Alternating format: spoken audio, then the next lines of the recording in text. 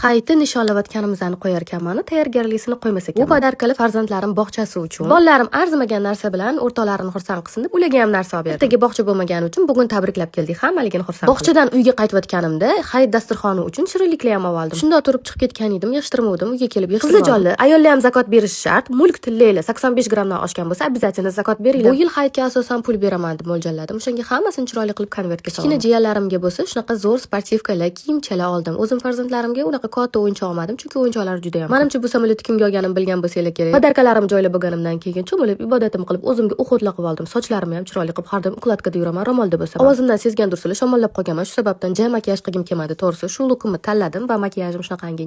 Bu makiyajimga 5 minut ham ketmadi. Allohga shukr, yaxshi shunaqa kipriklarim bor. Har doim meni qutqarishadi. Ayniqsa makiyaj qilgim kelmagan. Salonimga keldim. Salonimda ishlar avjida, qizlar hamma narsani buzib tashlab boshidan qilamiz. Qaranglar, umuman boshqa dizayn bo'ladi, xudo xohlasa. Faqatgina meni xonamga hali o'chirib salonda ishim bo'lmasa ham sizlar uchun keldim. Bu bokslarni yana yangi gruppam uchun dastavka qildirgan edim. Bu oxirgi podarkam bo'lsa, erkaklar uchun edi. Umid qilamanki, hammaga podarka olib uspech qildim.